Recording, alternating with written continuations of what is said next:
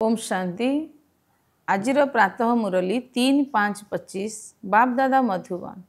बाबा कहते मिठे बच्चे तुम्हें माने निजको राजतिलक होबार योग्य कर। जेते पाठ पढ़िब श्रीमत चलिब तेबे राजतिलक मिलଯିव। प्रश्न केउ स्मृति रहिले निजर रावण स्वभावर स्मृति विस्मृति होइजिव। उत्तर सर्वदा स्मृति रहू कि आमे स्त्री पुरुष नुहु, आमे आत्मा, आमे बड़ बाबा अथवा शिव बाबा ठारू छोट बाबा अथवा ब्रह्मा बाबा द्वारा संपत्ति नेउछु। यही स्मृति रावण स्वभावर स्मृति को भुलाइदेव। जितेबले स्मृति आसब जे आमे समस्ते गोटे बापांकर संतान, सेतेबेले रावण स्वभावर स्मृति समाप्त हम। यह मध्य पवित्र रहिबार बहुत भल उपाय अटे, किंतु एथिरे बहुत परिश्रम करने को हब। गीत तुम्हें पाके हमने जहान पा लिया, जहान तो जहां सारा आसमान भी पा लिया। ओम शांति। आत्मिक पिता बसी आत्मिक संतान मानू बुझाई देख मनुष्य माने समस्ते तिलक भुटकुटी लगाई था। यही जगह प्रथमतः आत्मार निवास अटे, द्वितीयतः पुणी राजतिलक यही दि जाए। यह हूँ आत्मार स्मृति चिन्ह। एवं आत्मा मानू बाबा ठारू स्वर्गर संपत्ति दरकार, विश्वर राजतिलक दरकार। सूर्यवंशी चंद्रवंशी महाराजा महाराणी होगापी एवं आत्मा ही पाठ पढ़ुची। यह पढ़ा अर्थ निजको निजे राजतिलक देवा। तुम्हें मैंने एठाकू पढ़ापी आसीछ। आत्मा जी एठारे निवास करुच्ची सी कहूँ बाबा मु आपणक ठारू विश्वर स्वराज्य अवश्य प्राप्त करी। प्रत्येक को निजपाई निज पुरुषार्थ करने को हम। कहते बाबा आमे सुपुत्र हो देखाइबू। आपण आमर चलणी को देखंतु जे आमे केते परिमार्जित हेलुणी। आपण निजे मध्य जानि परिबे जे आमे निजको राजतिलक देवार योग्य करी नाही ना। तुम मानू बाबांकर सुपुत्र हो देखाइबार अछि। बाबा आमे आपणकर नाम निश्चय विख्यात करू। आमे आपणकर तथा निजर सहाय्यकारी होई भारत रे निजर राज्य करू। भारतवासी कही थांती ना आमर राज्य, परंतु विचारा से जना ना जे वर्तमान आमे विषय बैतरणी नदी रे पड़ीछु, अर्थात विकार रे बुडी रहीछु। आम आत्मा मानकर राज्य तो नहीं। एबे तो आत्मा उलटा ओहळीची। एठारे खाइबा पई खाद्य मध्य मिलू नाही। एपरी अवस्था हो गले बाबा कहती ये तो मोर संतान मानू खाइबा पई मध्य मिलू नाही, तेबे मु जाई सेमानकु राजयोग शिखाइबी। सेतिपई बाबा राजयोगर शिक्षा देवा निमंते आसुछंती। बेहदर बाबा को समस्ते याद करुछंती। से होचंती ही नुआ दुनियार रचयिता। बाबा पतित पावन सहित ज्ञानर सागर मध्य अटंती। ए कथा तुम मानक व्यतीत आउ कहारी बुद्धि रे नाही। ए कथा केवल तुम्हें संतान माने ही जानिछ। वास्तव में आमर बाबा ज्ञानर सागर एवं सुखर सागर अटंती। यही महिमा पक्का याद करिनियो, भूल नाही। यह आम बाबांकर महिमा अटे ना। यही बाबा पुनर्जन्म रहित अटंती। कृष्णंकर महिमा बिल्कुल अलगा। जेपरी प्राइम मिनिस्टर प्रेसिडेंट अर्थात प्रधानमंत्री और राष्ट्रपति महिमा तो अलगा अलगा होता है ना।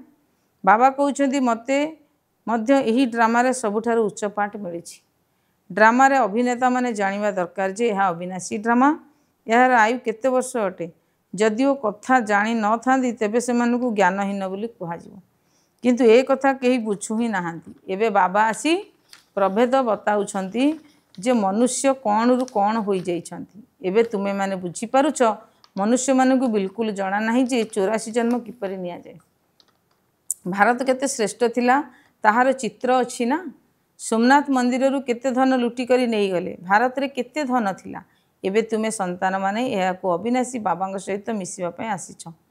पिला माने जानिछंती बाबांग ठारू राजतिलक श्रीमत माध्यम रे नेबा पय आसीछु। बाबा कहउछंती सेति पवित्र निश्चय रहिबा को पड़िबो। जन्म जन्मांतर विश्व बैतरणी नदी रे बुड़ी बुड़ी रही थकी जाई नाही तो। कहउछंती मध्य आमे होछु पापी, आमे निर्गुण, आम पाखरे कोनोसी गुण नाही। तेबे निश्चय केबे गुण थिला जहा एबे नाही। एबे तुमे माने बुझी गलणी आमे विश्वर मालिक सर्वगुण संपन्न थिलु। एबे आम पाखरे कोनोसी गुण नाही। ए कथा मध्य बाबा बुझाउछंती। पिला मानकर रचयिता होछंती बाबा।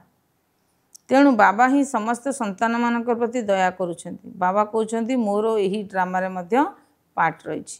पिला माने केबे तम प्रधान होई जाइछंती। मिछ पाप झगड़ा कौन कौन सब करुछंती। भारतर समस्त संतान माने भूली जाइछंती जे आमे एकदा विश्वर मालिक दुई मुकुटधारी थिले। बाबा पिला मानू ए सब मने पकाई देउछंती। तुमे माने विश्वर मालिक थिलो, पुणी तुमे 84 जन्म नहीं आसीछ। तुमे माने निजर 84 जन्म को भूली जाइछ। आश्चर्यर कथा जे 84 जन्म बदल रे 84 लक्ष जन्म नेउछंती बोली कही कल्पर आयु मध्य लक्ष वर्ष कही देइछंती।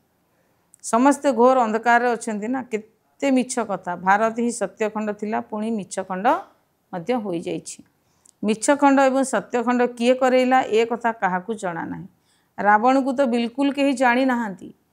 भक्त माने रावण को जड़ाई थांती। कौनसी धार्मिक लोक होइथिले तुमे माने तांकु कुह जे मनुष्य माने ए सब कौन कौन करुछंती। सत्ययुग जहाकू स्वर्ग हेवेन पाराडाइज कहूच, सेठारे शैतान रावण केउठाकू आसिला। नरकर मनुष्य सेठारे किपरि रही परिबो। तेबे बुझी परिबो वास्तव रे एहा हेउची भूल। तुमे माने रामराज्य विषय चित्र माध्यम रे बुझाई परिबो एठारे रावण कुआडू आसिला। तुमे माने बुझाउछ मध्य किंतु किछि बुझी पारु नाहांती। केही विरल बाहरुछंती, तुमर संख्या केते कम, पुणी आगु गले देखिबो जे एहा मध्यरु केते रहुछंती। तेबे बाबा बुझाउछंती आत्मार छोट चिन्ह मध्य भ्रुकुटरे ही देखा जाउछंती। बड़ चिन्ह होची राजतिलक। सृष्टि को एबे बाबा आसीछंती। तुमे माने निजको बड़ तिलक करि देई परिबो। तुमे स्वराज्य किपरि प्राप्त करि परिबो सेही विषय रे रास्ता बताउछंती। तार नाम रखी देइछंती राजयोग। ए कथा बाबा ही बसी शिखाउछंती। कृष्ण कौन समस्तिंकर पिता होई परिबे कि? से तो छोट पिला अटंती। पुणी राधांक सहित स्वयंवर हेबा पर जे गोटिए संतान हेब। बाकी श्रीकृष्णंकर एते राणी अछंती बोली देखाइछंती, यह तो होची मिछ। किंतु ए कथा ड्रामा रे निर्धार्य होई रहिछि। एहीपरि कथा पुणी मध्य शुणिब। एबे तुममानंकर बुद्धि रे रहिछि किपरि आमे आत्मा सब उपरु पाट बजाइबा पई आसुछु। गोटिए शरीर छाड़ी आउ गोटिए शरीर नेउछु। यह मध्य बहुत सहज कथा अटना। पिला जन्म हेले तांकु एहीपरि कहिबा मात्र के एहीपरि कहिबा निमंते शिक्षा दिया जाय थाए। तेणु शिखाइबा द्वारा ही से शिखी जाय थाए। तुमको बाबा कौन शिखाउछंती? केवल कहउछंती बाबा एवं संपत्ति को माने पकाओ। तुमे माने गायन मध्य करूछ। तुमे माता पिता आत्मा गायन करूछि ना, तेणु निश्चित रूपे असरंती सुख मिलुछि। तुमे संतान माने जानिछ शिव बाबा हमको पढ़ाउछंती। एठार को तुमे शिव बाबा पाखु आसीछ। भागीरथ तो मनुष्यर शरीर रूपी रथ अटे ना। एथिरे परमपिता परमात्मा विराजमान हेउछंती। किंतु सेही रथर नाम कौन? एबे तुमे माने जानुछ जे सेही रथर नाम होची ब्रह्मा। काहेकि ना ब्रह्मा द्वारा ब्राह्मण रचना करुछंती ना। प्रथमे होउछंती ब्राह्मण चुटी सर्वोत्तम, पुणी देवता। प्रथमे तो ब्राह्मण हेबा दरकार। सेथिमे विराट रूप मध्य देखाइछंती। तुमे ब्राह्मण माने ही पुणी देवता हेउछ। बाबा बहुत भल भाव रे बुझाउछंती, तथापि भूली जाउछंती। बाबा कहउछंती पिला माने सर्वदा स्मृति रे रख कि आमे स्त्री पुरुष नुहे, आमे होछ आत्मा। आमे बड़ बाबा बा शिव बाबा ठारू छोट बाबा बा ब्रह्मा बाबा ठारू वर्षा नेउछु। तेबे रावण पणियार स्मृति विस्मृति होइजिवो। यह पवित्र रहिबार बहुत भल उपाय अटे। बाबांग पाखकू बहुत जोड़ी आसुछंती। उभय कहउछंती बाबा जेबे कि स्मृति आसुछि जे आमे एक बाबांगर संतान, तेबे पुणी रावण पणियार स्मृति विस्मृति होइजिबा दरकार। एथिरे ही परिश्रम करबा आवश्यक। मेहनत बिना तो किछि होई परिबो नाही। आमे जो बाबांकर हेउछु तांकु ही याद करूछु। बाबा मध्य कहउछंती मते याद कले आत्मार विक्रम विनाश हबो। 84 जन्मर कहानी मध्य बिल्कुल सहज। बाकी बाबा को याद करिया पई मेहनत करबा को हबो। बाबा कहउछंती अति कम रे पुरुषार्थ करी 8 घंटा तो याद करो। घड़िए अधा घड़ी एही परि कले 8 घंटा होई जिवो। क्लास को आसिले स्मृति आसीबो। बाबा हमको यह पढ़ाउछंती। एबे तुमे माने बाबांग सम्मुख रे अछ ना। बाबा बच्चे बच्चे कही बुझाई थांती, आउ तुमे संतान माने सुनुछ। बाबा कहउछंती हियर नो इविल। यह मध्य वर्तमान रे ही कथा। एबे तुमे संतान माने जानुछ आमे ज्ञानर सागर बाबांग सम्मुख को आसीछु। ज्ञानर सागर बाबा तुमको सारा सृष्टिर ज्ञान शुणाउछंती। पुणी सेही ज्ञान को धारण करंतु बा न करंतु ताहा तांको उपरे निर्भर करुछि। बाबा आसी एबे आमको ज्ञान देउछंती। एबे आमे राजयोग शिखुचु। पुणी सत्ययुगे कौन शास्त्र आदि अंश रहिबा नाही। भक्ति मार्ग रे मध्य ही ज्ञान तिले मात्र नाही। ज्ञान मार्ग रे पुणी भक्ति रिंचक मात्र नाही। ज्ञानर सागर आसिले ही ज्ञान शुणाइबे। ज्ञानर ताकत तांकर ज्ञान तो सद्गति पे उद्दिष्ट। सद्गतिदाता होउछंती एक, जहाँ को ही भगवान कहा जाय थाए। समस्ते ही एक पतित पावन को डाकुछंती, पुणी अन्य के किपरि भगवान होई परिबे। एबे बाबांको द्वारा तुमे संतान माने सत्य कथा शुणुछ। बाबा शुणाउछंती पिला माने मु तुमको केते साहुकार कराइथिली। यह हूँ 5000 वर्षर कथा। तुमे माने दुई मुकुटधारी थिल, पवित्रतार मध्य मुकुट थिला। पुणी रावण राज्य होबारु तुमे माने एबे पुजारी होई जाइछ। एबे बाबा पढ़ाइबाकू आसीछंती, तेणु तांकर श्रीमतरे चालिबाकू हब। अन्य मानकू मध्य बुझाइबाकू हब। बाबा कहउछंती मते एही शरीर लोन लेबाकू पड़ी थाए। ब्रह्मा बाबा कहउछंती सबु महिमा सेही जनकर, मु तो केवल तांकर रथ अटे। शिवंकर वाहन बलद नुहे, सबु त्याग तुमर। सबु त्याग तुमर। बाबा तुम मानकू शिखाउछंती, मु मझिरे शुणी नउछि, एका मते किपरि शुणाइबे। शिव बाबा कहउछंती ये ब्रह्मा मध्य पुरुषार्थी छात्र, तुमे मध्य छात्र अट। ये मध्य पढ़ुचंती, बाबांको यादरे पढ़ुचंती, रहउचंती, केते खुशी रे रहउचंती। लक्ष्मी नारायण को देखी समस्ते खुशी होइथांती जे आमे मध्य एपरि हब।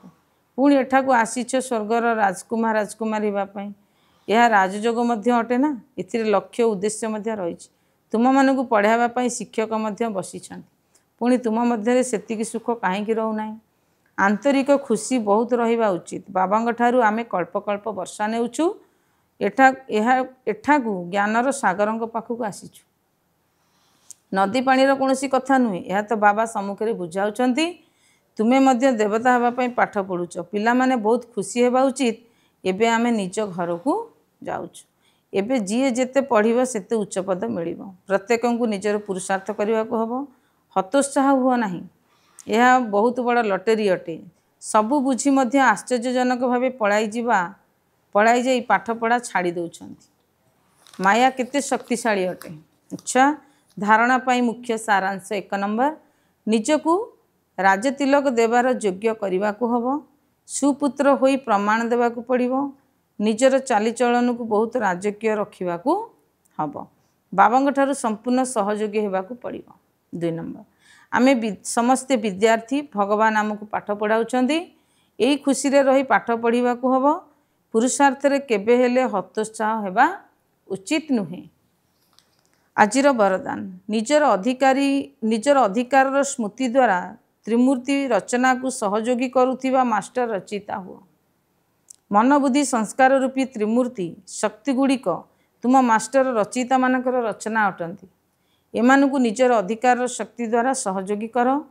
जेपरी राजा निजे किछि कार्य करे नै कराई थाए। कर्म करिबा वाला राज्य कारोबारी बा राजकर्मचारी अलगा थांती। सेहीपरि आत्मा मध्य कराइबा वाला अटे। कर्मकर्ता हेले एही 3टी शक्ति। तेणु मास्टर रचयितार वरदान को स्मृति रे रखी त्रिमूर्ति शक्ति गुड़िक एवं साकार कर्मेन्द्रिय गुड़िक सठिक रास्तार चलाओ। स्लोगान, अव्यक्त पालनार वरदानर अधिकार नेबापाई स्पष्टवादी हुआ। अव्यक्त इशारा, आत्मिक राजकीयता सहित पवित्रतार व्यक्तित्व को धारण कर। पवित्रता केवल ब्रह्मचर्य नुहे, ता तो मूल दुआ, किंतु ता सहित आउ 4टी धारणा मध्य रही। क्रोध सहित अन्य समस्त महाभूत रूपी साथी मानकर मध्य त्याग, ता सहित सेमानकर जो सब छोट छोट पिला छुआ अटंती बा अंश वंश अछंती सेमानकु मध्य त्याग कर। तेबे कुहाजिबो पवित्रता रूपी आत्मिक राजकीयता को धारण करिछ। ओम शांति।